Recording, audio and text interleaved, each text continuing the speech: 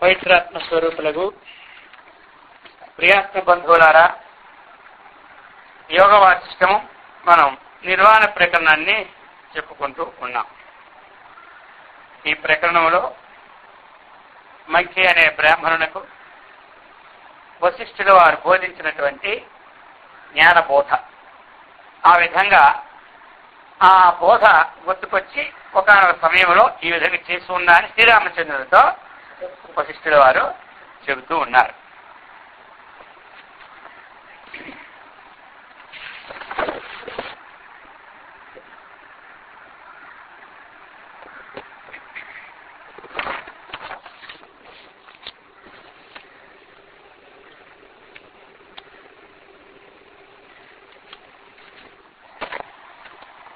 నిన్న మనం జ్ఞాని యొక్క విషయాలని ఏ విధంగా అయితే ఈ లోక సంబంధమైనటువంటి విషయాలకు అంటుకోకుండా ఉంటారో, ఏ విధంగా అయితే అడ్డుకుంటారో ఆ విషయాలని తెలుసుకుంటూ ఇంకోటి చెప్తున్నారు. ఆకాశ కల్పే స్వే భావే తిష్టత అంగానివేదనం భవత్యభ్యాసదాఢ్యేన వినా స్వప్న వికారవతు. అయితే ఇదంతా మనం సిద్ధించాలంటే సాధన అన్నటువంటిది, అభ్యాసం అనేటువంటిది గొప్పదని ఇప్పుడు ఈ శ్లోకంలో మనకి ఇస్తున్నారు. ఈ ప్రకారముగా మనకి ఏదైతే ఆకాశం వలె శుద్ధమైనటువంటిది ఆ పరమాత్మ స్వరూపం ఏదైతే మనం ఉన్నదో, మరి అటువంటి స్థితిలో ఉన్నవారికి ఈ జగత్ యొక్క నామరూపాలు ఏమి ప్రతీతి కావన్నమాట. అటువంటి స్థితిలో ఉన్నవారికి ఈ జగత్ యొక్క నామరూపాలు ఏమి ప్రతీతి కాదు. సుషుప్తి అవస్థలో ఉన్నటువంటి వానికి జాగ్రత్త అవస్థలో ఉన్నటువంటి నామరూపాలు ఏవి ఎలాగైతే ప్రతీతి కావో, మనం సుషుప్తావస్థలో ఉన్నాం అంటే ఇది బాగా నిద్రలో అన్నీ మనకున్నాయి, కానీ అవన్నీ అప్పుడు గుర్తుకొస్తున్నాయా? గుర్తుకే రావడం. ఆ విధంగా ఎవరైతే మరి ఈ శుద్ధమైనటువంటి స్వస్వరూపాన్ని చక్కగా పొందిన వారివై ఉంటారో, అటువంటి వారికి, ఆ జ్ఞానికి ఈ నామరూపం యొక్క ప్రతీతి ఎప్పుడు ఏమర్థమైంది? సుషిప్తావస్థలో ఉన్న వారికి ఏమి మనకి సుషిప్త బాగా నిద్రలో ఉన్నాం, తెల్లవారులేసి కొడుకుల పేరు తలంచుకుంటున్నాం, వాళ్ళని పిలుస్తున్నాం, ఈ వస్తువులు తెచ్చుకుంటున్నాం, ఈ నామము ఈ రూపాలు ఏవైనా గాఢ నిద్రలో మనకు కనబడుతున్నాయా? స్వప్నంలో కనబడుతుంటాయి. ఏమంటారు? స్వప్నంలో కనబడుతుంటాయి, కానీ గాఢ నిద్రలో కనబడుతుంటాయా? అది ఇప్పుడు అర్థమైపోయిందా? ఏమర్థమైంది చెప్పండి. ఇప్పుడు ఏం కనబడదు, నామము కనబడదు, రూపం కనబడదు. మనకి ఎవరైతే అత్యంత ప్రీతిపాత్రలు ఉంటారో, మనకి ఏవైతే అత్యంత ప్రీతిపాత్ర వస్తువులు ఉంటాయో ఇవి మనకి జాగ్రత్త అవస్థలోనే కనబడతాయి, స్వప్నావస్థలోనూ కనబడుతుంటాయి. ఇక బాగా నిద్రపోయినప్పుడు కనబడతాయా? అవి కనబడవు. అది ఎలాగైతే అవి కనపడవో ఆ విధంగా ఈ జ్ఞాని, ఇంతవరకు మనం చెప్పుకొచ్చినటువంటి లక్షణాలకి జ్ఞానికి ఈ జాగ్రత్త అవస్థలో ఉన్నప్పుడు ఇవన్నీ ఉన్నా ఈ నామరూప ప్రతి వారికి కాదు. అది చెప్తున్నారు. మరి మనం చేయవలసింది ఏమిటి అంటే, ఇప్పుడు మనం ఈ ప్రకారం భవతి అభ్యాసదాఢ్యేన, మరి ఆ ఆత్మస్థితి యొక్క దాఢ్యం కావాలి అంటే, మనకు కావాలి అంటే ఇప్పుడు చెప్తున్నారు అన్నమాట, అభ్యాసం అన్నటువంటిది అవసరం. ఎంత అవసరం చెప్పండి? అభ్యాసం అనేది చాలా అవసరమైంది, అది చెప్తున్నారు. కాబట్టి మరి అటువంటిది ఎవరికైతే ఈ అభ్యాస దాఢ్యము అన్నది లేకుండా ఈ శరీర యాత్రాది కార్యము కొరకనే మనం చేసుకుంటూ ఉంటుంటే, మరి ఇవి ఎలాగైతే మనకి స్వప్నంలో నామరూపాలు ఉదయిస్తూ ఉంటుంటాయో, మరి జాగ్రత్త అవస్థలో కూడా వీనికి ఈ అభ్యాస దాఢ్యం లేని వారికి నామము రూపముగానే కనపడుతుంది, కానీ నామరూపాలకు అతీతమైన బ్రహ్మగా. అందుచేత చెబుతున్నారు ఇప్పుడు అభ్యాస దాఢ్యేన, అది అభ్యాస దాఢ్యము లేని వాడికి మాత్రం జగత్తుగానే కనబడుతుంది. అభ్యాస దాఢ్యము ఉన్నటువంటి వాడికి జగత్తు కూడా బ్రహ్మంగానే కనబడుతుంది, నామరూపాత్మకంగా వాడికి గోచరించింది.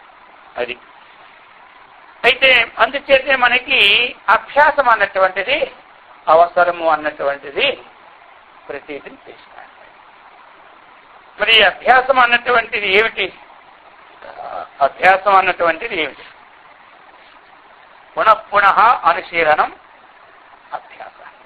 మాటి మాటికి శీలించడమే అభ్యాసం. అభ్యాసం అంటే ఏమిటి?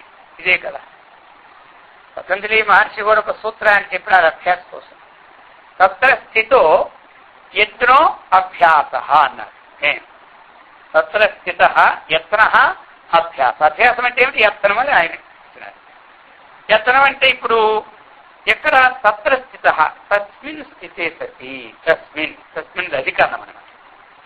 ఏ అధికరణం? మనం సాధనకి ఏది ఉపక్రమించామో ఆ అధికరణం. ఉపక్రమం అంటే ఏమిటి?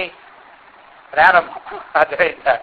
ఉపక్రమం అంటే ప్రారంభం, ఉపసంహారం అంటే ముగింపు అనమాట. అది అందుకని ఏది సాధన మనం ఉపక్రమించామో అంటే ఇప్పుడు మనకి సాధనలు, ఉదాహరణకి మనం ఒక జపాన్ని ప్రారంభించాం అనుకోండి. అది అందరూ జపం చేస్తున్నాం కదా, తెలుస్తుంది మనకి. తత్ర అంటే ఏంటి? ఆ జపమునందు. అది స్థిత అంటే ఏమిటి? అక్కడనే ఉండి ఆ జపాన్ని. యత్న ఆ జపము, ఆ జపానికి అధిష్టానమైనటువంటి దేవత ఈ దేవతను మనము చూస్తూ దేవతను అనుసంధానం చేసుకుంటూ ఏదైతే యత్న పునఃపునః అనుశీలనం, మాటి మాటికి ప్రయత్నం చేస్తూ ఆ ధ్యేయం కంటే భిన్నమైనటువంటి విషయం మనస్సు పోతున్నప్పుడు మళ్ళా దాన్ని ధ్యేయం దాన్ని తీసుకొచ్చి చేసిన యత్నం ఏదో ఉందో అది అభ్యాసం. అది యత్న విశేష అభ్యాస అన్నారు. అందుచేత అలాగే ధ్యానం చేస్తున్నప్పుడు అది యత్నం. అలాగే మనం పూజ చేస్తూ ఉంటాం, అలాగే భజన చేస్తూ ఉంటాం, అలాగే పారాయణ చేస్తూ ఉంటుంటాం. ఒకసారి పారాయణ వెళ్ళిపోతుంటారు, ఎక్కడికి వెళ్ళినా మనకే అర్థం అవుతుంది. ఏమంటారా? మళ్ళీ మనకు మర్చిపోయినా మనకు కొన్ని కంఠస్థ శ్లోకాలు ఉంటాయి కదా, ఆ శ్లోకాలు ఇంతవరకు అటు పోతూనే ఉంటుంది. ఎక్కడ మళ్ళీ ఆ శ్లోకం మనకి ఇరమణయిందో తెలియలేదు, అప్పుడు ఎక్కడికి వచ్చామో మనకి, ఎక్కడి నుంచి ఎక్కడ దాటామో మనకి తెలియదు అనమాట. అది అప్పుడు మరి ఇవన్నిటికీ అలా పోకుండా ఉండడానికి మరి ఏం చేయాలి? ఇప్పుడు శ్లోకము అనేది ఏకధార్చిగా స్తోత్రం ప్రారంభించి పూర్తి స్తోత్రం వరకు మనకి వెళ్ళాలంటే ఏదో 10 సార్లు చేతాలు వెళ్ళగలమా? బాగా అభ్యాసం నలిగితే కళ్ళు మూసుకున్న వారి మొత్తాన్ని, ఎందుకంటే హృదయస్థాన్ని పట్టించేస్తారు వాళ్ళు. అందుచేత వాళ్ళకి చక్కగా నిలుస్తుంది. ఏమంటారు? అది ఆ విధంగా ప్రయత్న విశేషమే అభ్యాసం అన్నమాట. అభ్యాసాత్ రమతే ఎత్ర దుఃఖాంతంచ నిగచ్చతి ఉంది కదా మన భగవద్గీతలో ఏముంది? అభ్యాసాత్తు రమతే ఎత్ర దుఃఖాంతంచ నిగచ్చతి అన్నారు. ఎత్ర ఎస్మిన్ అధికరణే, ఎస్మిన్ దేని యందు ఉంటుండగా ఎత్ర దుఃఖాంతం దుఃఖం యొక్క అంతాన్ని పొందుతూ ఉన్నారు. ఆధ్యాత్మికం, ఆదిభౌతికం, ఆదిదైవికం ఇదంతా మనకి దుఃఖం కదా. ఈ దుఃఖం యొక్క అంతాన్ని ఎక్కడ నిగచ్చతి, ఆ అంతాన్ని ఎక్కడైతే పొందుతున్నారంటే ఏమిటి? ఆ దుఃఖము ఎక్కడ నిర్మూలన మనకే జరుగుతుందో అభ్యాసాత్ ఏమిటిది? రమతే. మనకి మన యొక్క దుఃఖాన్ని అంతం చేసుకోవాలన్నా ఏముండాలి? అభ్యాసం లేకపోతే ఆ అభ్యాసానికి మనకి ఒకళ్ళు ఎంతో మహాత్ములు వాళ్ళే 12 సంవత్సరాలు చేస్తున్నారు అభ్యాసం. అదే వదిలిపెట్టి అడవులోకి అంటారా? అక్కడ రమణ మహర్షి కొంతకాలాలు, మహర్షి మలయాళ స్వామి చేసింది ఏమిటి? తపస్సు అంటే అభ్యాసమే కదా. ఇప్పుడు అభ్యాసం అంటే ఏంటి? మనం చేస్తున్న దానికి దాని తపస్సుని పేరు పెట్టుకుంటాం, లేకపోతే అభ్యాసాన్ని పేరు పెట్టుకుంటాం, లేకపోతే సాధనని పేరు పెట్టుకుంటాం. నామాలు భిన్నమైన ధ్యేయం అనేది ఒకటే కదా, దానికి చేసిన క్రియ అనేది ఒకటే కదా. క్రియలో అంటారా అదే. అందుకని మనం అది చెప్తున్నారనమాట. ఎప్పుడైతే అది ఎలా ఉండాలి, పట్టుదల ఉండాలి. మనకి పట్టుదల ఉండాలి. పట్టుదల అంటే ఎంత విశేషం ఉండాలి. ఏదైనా సరే హతోవా ప్రాప్తే స్వర్గం జిత్వావా మోక్షస్యైవ. నేనున్న దాంట్లో ఏమి అయితే అటల్ని లేచి ఇటేయాలని. యుద్ధంలో తెస్తే స్వర్గం, గెలిస్తే రాజ్యం. ఆ విధంగా సాధనలో చనిపోయినా మనం మనకు దోషమే లేదు. అర్థమైంది కదా. సాధనలో మనం పోయినా మనకేం దోషం లేదు. ఏదైనా మనకి మంచిదే. యోగ పురష్ట ఏమి తీవ్ర సాధన అయితే యోగులు కొలు పడతాం, మంద సాధన అయితే శ్రీమతి అక్కడ పడతాం. ఇక్కడైనా పడుతాం, అక్కడ పడతాం. మనకు వచ్చి నష్టం ఉంది. అందుకని చెప్తున్నాడు అనమాట. అందుకు అభ్యాసం అనేది ఇదని. ఆ ప్రకారంగా మనకి మరి భగవద్గీతలో కూడా అభ్యాసానికి ఏం చెప్తారు మనకు చెప్పారు కదా. అభ్యాస యోగయుక్తైన చేతస నాణ్యగామినా చెప్పినారా. అభ్యాస యోగయుక్తైన చేతస నాణ్యగా పరమం పురుషం దివ్యం యాతి పార్థాను వచ్చిందా లేదా. దేని పొందు పరమం పురుషం దివ్యం యాతి పార్థ.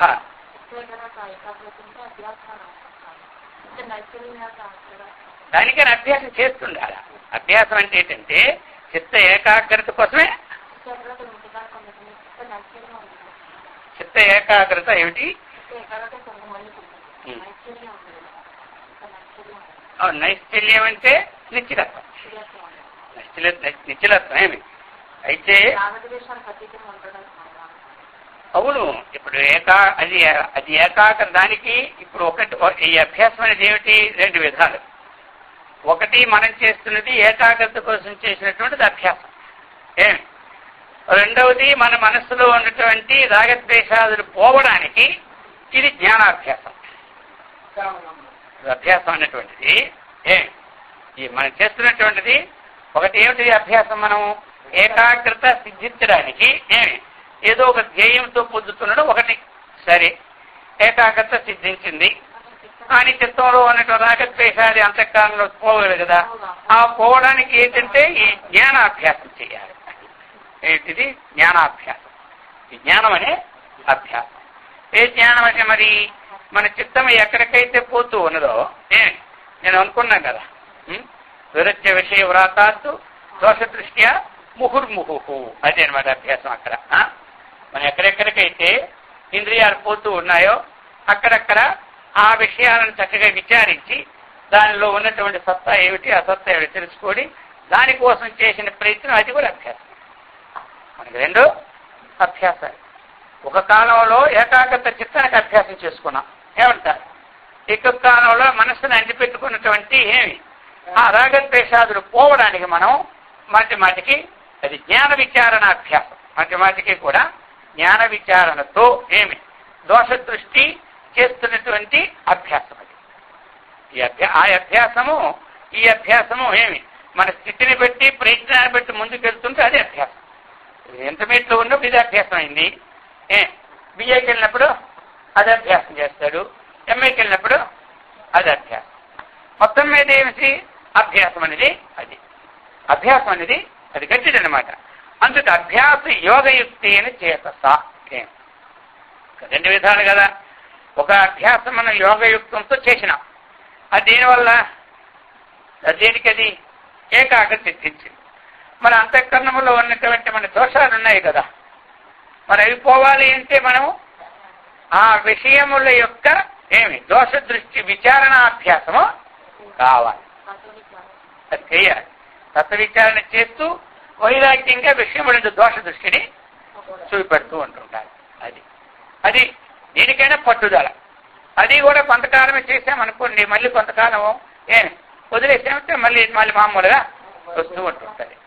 దాన్ని దృఢపడినంత వరకు ఎలాగైతే ఆ సముద్రంలో పడిపోయినటువంటి గుడ్లు అత్యుత్తమ పక్షి తీయడానికి ఎంత అయితే పట్టుపట్టి ఆ సంగతి పక్క తోడుతూనే ఉంటుంటుంది. అవుతుంది అయ్యే పనే. మనం అభ్యాసం చేస్తూ ఉంటుంటే అది భగవద్ అనుగ్రహం చేతనం, ఆ యొక్క దైవానుగ్రహం చేతనం మన ప్రయత్న విశేషము సాధిస్తుంది అనమాట.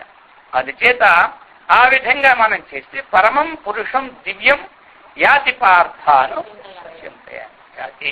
ఆ పరమ పురుషుణ్ణి అనుచింతయన్ అదేనమాట. అక్కడ ఏంటంటే పరమం దివ్యమైనటువంటి ఆ పరమైనటువంటి ఆ పురుషుణ్ణి మనం ఏం చేయాలి? అనుచింతయన్ అభ్యాస యోగయుక్తేన చేతస. ఇప్పుడు మనం అంటే అనుచింతన అక్కడ ఏమిటి అనుచింతము? పరమ పురుషుని అంటే ఆ పరమ పురుషుని యొక్క విశేషములు నిరాకారము, నిశ్చలత్వమైనటువంటిది, అంతటా వ్యాపించినటువంటిది, ఈ రాగద్వేషాదులకు అతీతమైనటువంటిది అన్నటువంటి భావనతో దాన్ని చింతన. ఇప్పుడు మొట్టమొదటి ఏం చెప్పాడు మనకి? శమం అన్నటువంటిది ఏమి ముఖ్యము? శీలన. అది ధ్యానం ఉన్నా జపం ఉన్నా మనం అనుకున్నాం కదా. ధ్యానం ఉన్నా జపం చేసినా ధ్యానం చేసినా చేయకపోయినా ఏది ఆ సాధన చేయని వాడికి అదే ముఖ్యం. ఏ సాధన చేయని వాడికి ఎక్కడెక్కడైతే ఇంద్రియం పోతూ ఉంటున్నదో అక్కడ దోషాలని విచారించుకుంటూ అక్కడి నుంచి మళ్ళీ ఏమి ఆత్మోన్నతికి సంబంధమైన ఆత్మ విషయాన్ని చింతించడం అదే వాడికి ధ్యానం సాధన అనేది. జపం చేసినా జపం చేయకపోయినా ఆ సాధన సాధన ఆ సాధన అది. ఆ సాధనే మనకేం చేస్తుంది అంటే అంతఃకరణం రాగద్వేషాలని పోగొడుతుంది. ఇది నిశ్చలత్వాన్ని నిలకడ చేస్తుంది. అదేం చేస్తుంది? ఇంద్రియముల నుండి బయటికి ఆ విషయముల నుండి బయటికి నిర్మూలనం అవుతుంటాయి. అందుచేత ఈ ప్రకారముగా మనకి మన చిత్తం ఎలా ఉండాలి? అభ్యాస యోగయుక్తి అయినా చేతస నాణ్యగామిన నా అన్యగామిన నా అన్యగామిన చెప్పినారు కదా అక్కడ. అంటే అన్యగామిన పరమం పురుషం దివ్యం. ఆ పరమాత్మ అన్నటువంటి స్వరూపము కంటే నా అన్యగామిన చేతస నా సిద్ధింది. కాబట్టి అటువంటి చిత్తం కావాలి. ఎల్లప్పుడూ పరమ పురుషుడు అయినటువంటి తత్వాన్ని విచారణశీలత అనేటువంటి చిత్తం రావాలి అంటే ఇంతకు పూర్వం చిత్తముకు ఉన్నటువంటి ఏమి విషయాలని అవి మనకి అవసరమా అనవసరమా, మనం చేస్తున్నటువంటి యోగం ప్రతికూలమా అనుకూలమా అన్నటువంటి విచారం మనం చేసుకుంటూ ఏమి అనుకూలము లేని ప్రతికూలమైనటువంటి వాటిని అది మాటిమాటికి విచారణ చేస్తేనే పోతుంది, లేకపోదు. మాటిమాటికి విచారణ చేసినప్పుడే పోతుంది, లేదా పోతుందా? అది పోనే పోదు. మన కుక్కనే తోలినట్టే ఉంటుంది రోడ్డు వరకు. మళ్ళీ మన లోనికి వస్తే తోపుకొని వస్తూనే ఉంటుంటుంది. అర్థమైందా? ఆ ప్రకారంగానే ఉంటుంటుంది అన్నమాట. అందుచేత అభ్యాసం అనేది ఉండాలి. ఇప్పుడు 6 అధ్యాయాలు ఏం చెప్పారు మరి? ఇది మనస్సు పోతుంది అంటే మనకి ఏం చెప్పాడు? అభ్యాసము వైరాగ్యం ఈ రెండు ఉండవలసిందే కానీ లేకపోతే అవదన్నారు. మరి అభ్యాసం ఏంటంటే ఇంతకుముందు మనం చెప్పుకొని వస్తూ ఉన్న అభ్యాసానికి అది దీర్ఘకాలం ఉండాలి, నిరంతరము ఉండాలి, ఆదరపూర్వకం ఉండాలి. ఆ ప్రకారంగా మన అభ్యాసాన్ని అంటే ఏ అభ్యాసం? ఇప్పుడు మనకి అభ్యాసంలో తారతమ్యాలు వచ్చాయి కదా. మొట్టమొదటి భజన అభ్యాసం అయింది, తర్వాత జపమాభ్యాసం అయింది, తర్వాత ధ్యానం అభ్యాసం అయింది, తర్వాత ఇప్పుడు విచారణ అభ్యాసంలో ఉన్నాం. ఇప్పుడు మన దేంట్లో ఉన్నాం? విచారణ. దేని విచారణ అయితే చేస్తూ ఉన్నామో ఆ భావాన్ని పొందడానికి మన యొక్క నిర్ణయం అంతేగా. మనం పరమాత్మ విచారణ చేస్తూ ఉన్నాం, పరమాత్మ యొక్క భావాన్ని పొందడమే మన యొక్క నిశ్చయం. ఇప్పుడు పరమాత్మ భావానికి పొందకపోవడానికి ఏదైతే మనకు అడ్డులు ఉన్నాయో ఆ అడ్డు తొలగించుకోవడానికి ఇప్పుడు అభ్యాసం మొదలెట్టాలి. అడ్డు తొలగించుకోవడానికి ఇప్పుడు మనం అభ్యాసం మొదలు పెట్టుకోవాలి. ఇప్పుడు ముందు రోజు వాడు చెప్పుకొని చూడండి, యజ్ఞం అంటే ఏం చెప్పుకున్నాం? శ్రోత్రాదీని ఇంద్రియాణ్యన్యే సంయమాగ్నిషు చుహ్వతి. ఇప్పుడు యజ్ఞం అది ఏమంట? ద్రవ్యజ్ఞ, తపోయజ్ఞ, యోగ ఇవన్నీ యజ్ఞాలే, రోజు చేసే యజ్ఞాలే. కానీ వీడికి ఏమిటి? సమాధి శీలుడికి ఆ విషయం నుండి ఈ ఇంద్రియములు వేరు చేయడము ఇది ఆత్మ సంయమ యోగాగ్ని చెప్పుకున్నాం. ఆత్మ సంయమం అంటే ఏమిటి? మనస్సంయమం. అక్కడ ఆత్మ సంయమం అంటే మనస్సంయమం. మనస్సు అన్నటువంటిది సంయమం చేసుకోవాలన్నమాట. మనస్సంయమం. ఆ మనస్సుని ఏమిటి? ఏదైతే మనం తత్వాన్ని తెలుసుకోవాలనుకుంటున్నామో ఆ తెలుసుకోవలసిన దాని యందు చలనము లేకుండా మనం నిలబెట్టినటువంటి స్థితిని మనం చేసిన ప్రయత్న విశేషమే అభ్యాసం. అది చెప్తున్నారు ఇక్కడ మనగా. అందుచేత ఎవరికైతే అభ్యాస దాధ్యం ఉందో వాడికి చక్కగా బ్రహ్మాత్మానుభూతి స్థితి ఉంటుంది. నామరూప జగత్ ఆయనకి కనపడదంటే ఆయన దృష్టిలో లేదనమాట. అది కనపడుకుంటూ ఉంటుంది. ఇది అది చెప్తున్నారు. ఆ ప్రకారంగా చెప్పి నిరూపాదాన సంభారం అభిత్తావేవ చేతతి బ్రాహ్మం కర్తృ జగచ్చిత్రం నకశ్చిద్వా నకించన. అది ఇప్పుడు చెప్తున్నారనమాట. ఏమిటంటే మనం చేస్తున్నటువంటి సంకల్పం ఏదైతే ఉందో దానికి ఉపాదాన కారణము నిమిత్త కారణము ఏమీ అవసరం లేదని చెప్తున్నారు. ఎలాగంటే ఇప్పుడు హిరణ్య గర్భుడిని మొట్టమొదట సృష్టించినారు ఎవరు? పరమాత్మ. ఇక ఆయన మనస్సు ఏ విధంగా సంకల్పిస్తుంటే అంతా ఆ విధంగా తయారవుతుంటాయి. అక్కడ మరి ఉపాదానం లేదు, నిమిత్తం లేదు. హిరణ్య గర్భుడికి మొట్టమొదటి సృష్టించి ఆయన ఎలా సంకల్పం వెళ్ళిపోతూ ఉంటాయి. ఆ విధంగానే ఇప్పుడు ఇప్పుడు మనం చేస్తున్నటువంటి దానికి ఏ నిమిత్తం అక్కర్లేదు, ఉపాదానం అక్కర్లేదు. ఇది మాత్రం ఈ ప్రకారముగా మరి జగన్ నిర్మాణానికి మనస్సే కారణం. మనస్సు తప్ప దీనికి అన్యమైన కర్త కానీ అన్యమైన కార్యం కానీ అవసరమే లేదనమాట. ఎందుకంటే దీనికి ఉదాహరణ చెప్పొచ్చారు. చిరంజీవి గారు సృష్టించినారు. ఇక ఆయన మళ్ళీ నాకు ఉపాదానం తెచ్చుకోవాలా, నిమిత్తం తెచ్చుకోవాలని ప్రశ్న ఆయనకి లేదు. జగన్ నిర్మాణం చేసేస్తారు. ఆ ప్రకారంగా ఇప్పుడు మనకి ఈ నామరూపాదులైనటువంటి ఏదైతే జగత్తు ఉందో మరి ఈ నిర్మాణం అన్నటువంటిది మనకి చిత్రాలన్నీ చిత్రిస్తూ లోపట ఉంటూ ఉంది అని విషయాన్ని చెప్తూ ఉన్నారనమాట. ఈ ప్రకారముగా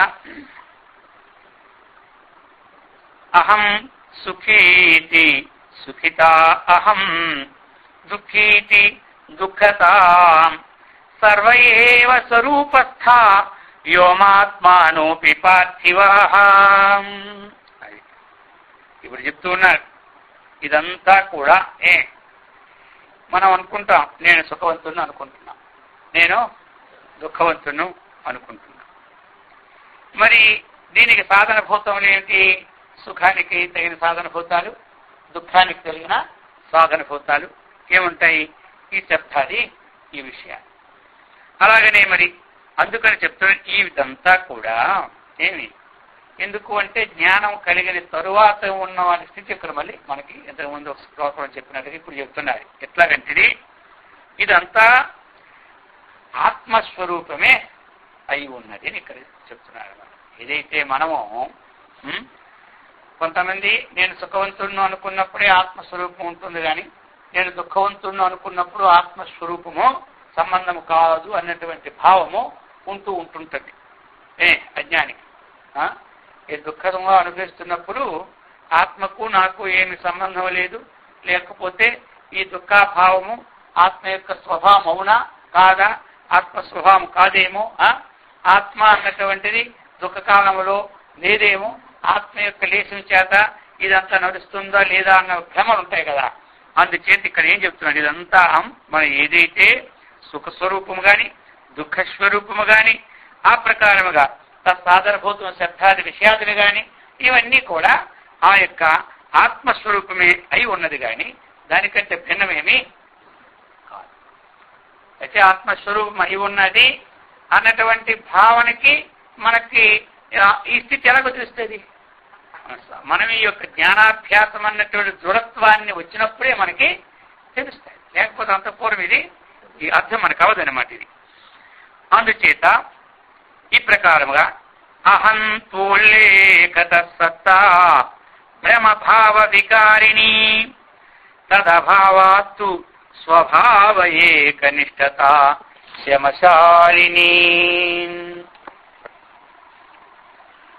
చెప్తూ ఉన్నారు. ఇప్పుడు మనకి ఈ ప్రకారముగా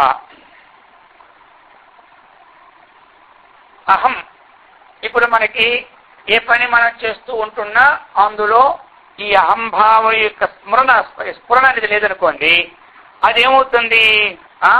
ఆ భావాన్ని మనం చేయలేం. ఇందులోనైనా మంచి పని చేసినా చెడ్డ పని చేసినా ఏ పని చేసినా మనకి అహంత్వ ఉల్లేఖత, అది అహంత్వ ఉల్లేఖత. అంటే అక్కడ